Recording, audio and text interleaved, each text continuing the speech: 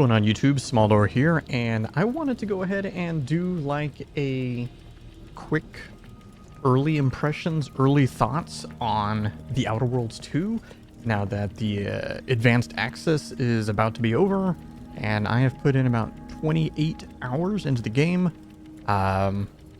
So this is going to be slightly spoilery because I want to like show some of the stuff in my inventory and things like that. So just forewarning.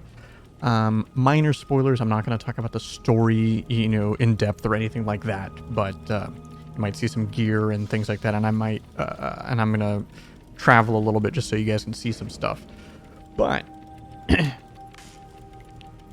first, I'm just going to talk about my, what I think.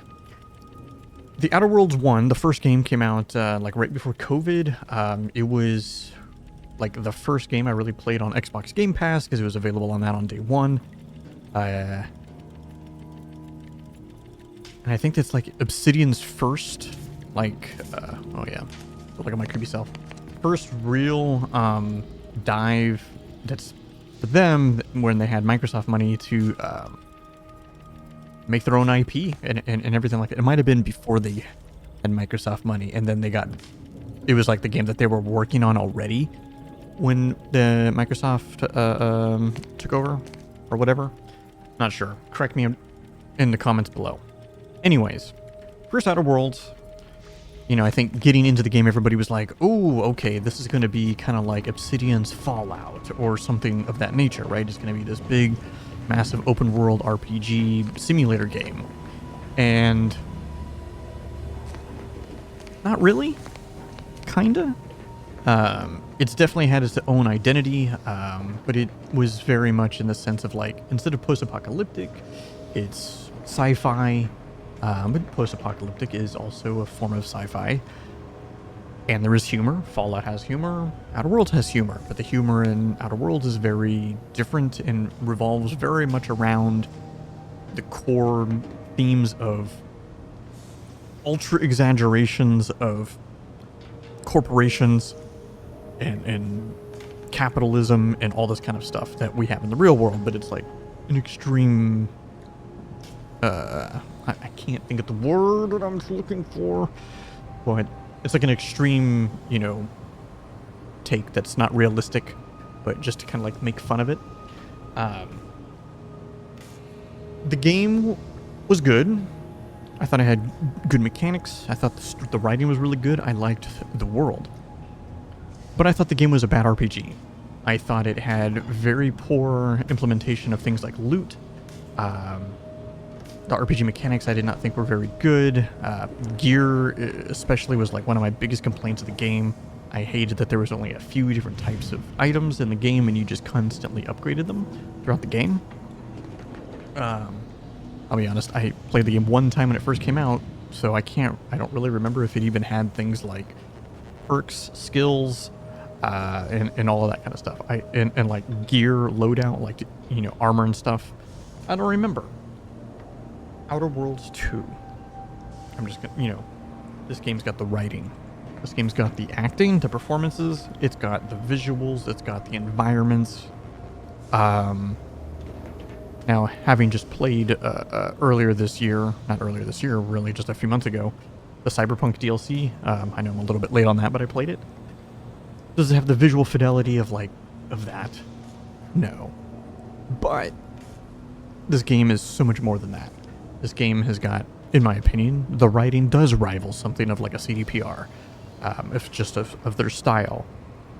It has all of the good parts of Outer Worlds 1, but then it also implements the things that I wanted out of Outer World, the first game, which is more in-depth RPG. You have two pieces of armor. You have your headpiece and you have your armor piece. Again, I actually don't remember if the first game had this. You have weapons that you can also equip as well. You can have up to 4. I currently can equip 3. You have your character thing here. You have your character summary, all this kind of stuff, RPG stuff. But you have a whole skill system. All these skills. Every time you level up, you can put points into skills. You have a whole perk system. These are all the perks in the game. So there are, I believe it's like 93 or something like that perks. 92 maybe. I have purchased 7 and it's total 85 available. So that must be what it is. And then I found out that there are additional perks you can get by doing things in the game that's not here. So that's really cool. This felt very Fallouty to me. And of course, there's a huge reputation system right here. And these are the 3 factions I currently have come across. I'm going to assume that there are more, or else there wouldn't be this massive space here. Like I said, here's your inventory, your weapons. So there's a lot of weapon types in this game. Not only you can see down here, this is ammo types, different weapons. I believe this is bio, like corrosive. I want to say that's compact, heavy, long range. This is short. This is... Ooh, I'm not sure. One of these is plasma. One of them is not plasma. This is like missiles for like rocket launchers. This is shock. Or there are certain weapons that do shock stuff, actually. And then shotgun shells. Oh, I'm in my ship, so I can't actually show you at the moment. I'll go ahead and load out. These are my companions. There's still 2 more I don't have. Again, spoilers. I mentioned it. Okay. There are some minor spoilers.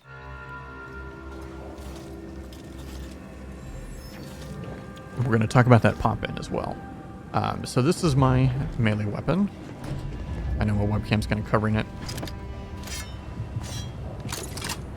So this is like one of my weapons that I have here. These electrical thingamajiggies. You know, you have all these kind of different weapons. There's, like I said, shotguns. There's revolvers, sniper rifles, heavy marksman rifles, pistols, like plasma pistols. There's a lot of melee weapons. I have this hammer. I also have a dagger. There are like plasma type swords, staves. There's also there's some other stuff too. Oh yeah, it's like a scythe looking thing. I just don't have any on me. Then there's all this different types of armor that you have here.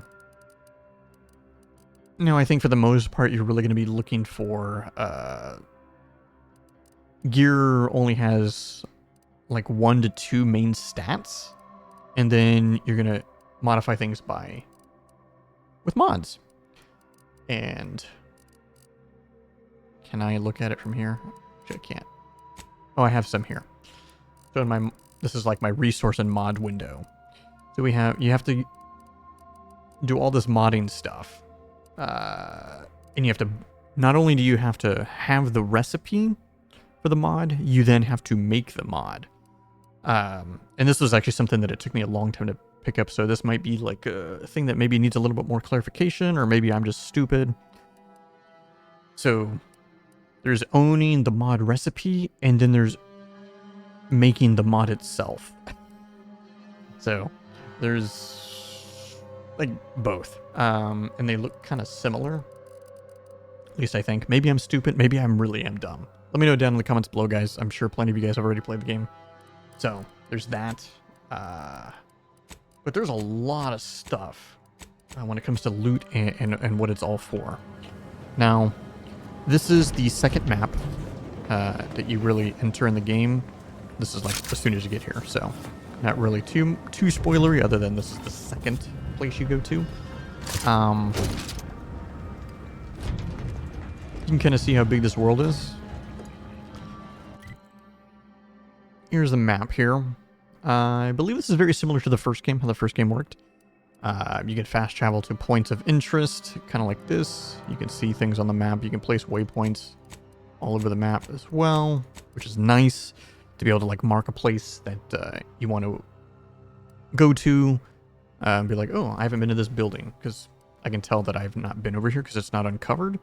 Okay, I need to remember. I need to go there. Cool. Loving all this stuff. Now, I briefly want to talk about some of my few complaints that I do have with the game. And this could be just a me thing. Performance. Um, my rig is, I have a 5080.